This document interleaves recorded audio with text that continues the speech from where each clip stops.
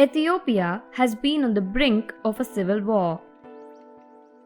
On November 4th, Prime Minister Abiy Ahmed declared war on the country's Tigray region.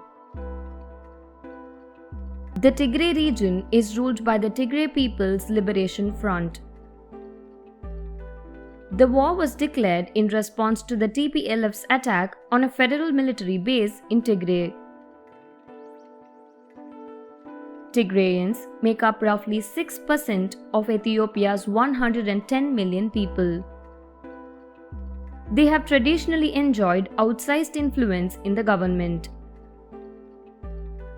On the other hand, the largest ethnic group, Oromos, have complained of marginalization. Mr. Abiy, an Oromo, has said that his mandate is to place Ethiopia's interests over the regions and correct the uneven distribution of power. The Tigrayans have accused him of taking away their rights. In the Oromo region, his critics complained that he is trying to grab more powers for the federal government.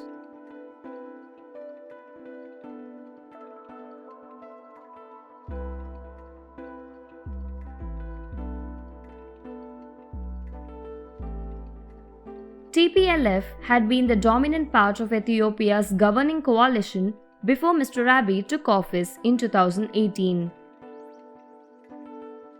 As part of his reforms, he released political prisoners, welcomed home exiled opposition figures, and vowed to open the political space and hold free and fair elections.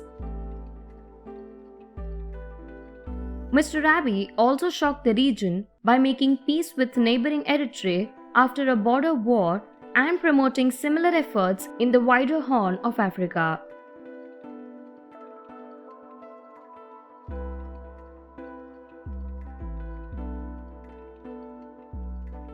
The following year, Mr. Abiy was awarded the Nobel Peace Prize for his sweeping reforms.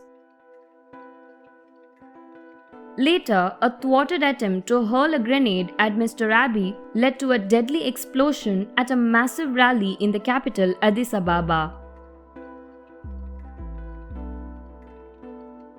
Ethiopia's military chief was shot dead by his bodyguard amid a failed coup attempt against the Amhara regional government.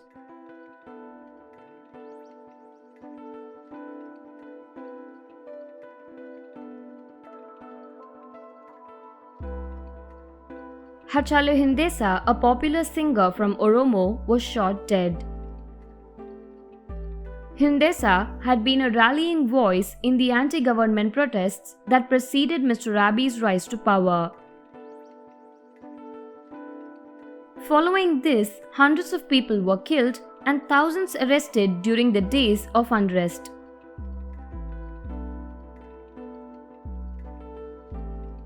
Authorities cut off internet service for weeks, leading human rights groups to again warn of the return of repressive government measures.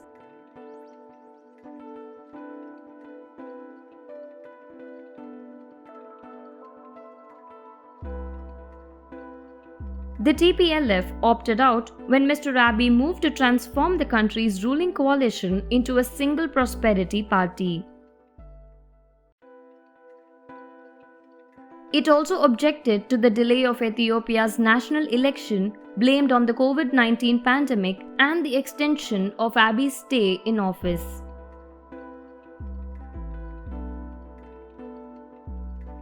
The Tigray region defied the federal government by holding a local election.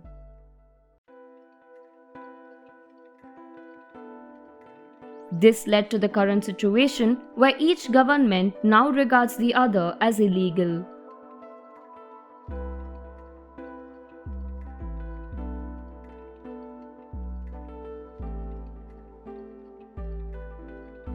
Mr. Abiy on November 4th announced that he had ordered the military to confront Tigray's regional government, accusing it of a deadly attack on a military base. Fears are mounting over the prospect of civil war after Mr. Abiy dispatched federal troops and launched airstrikes in the region. Hundreds of people have risked displacement in the region. About 2,500 Ethiopians have escaped across the border to Sudan.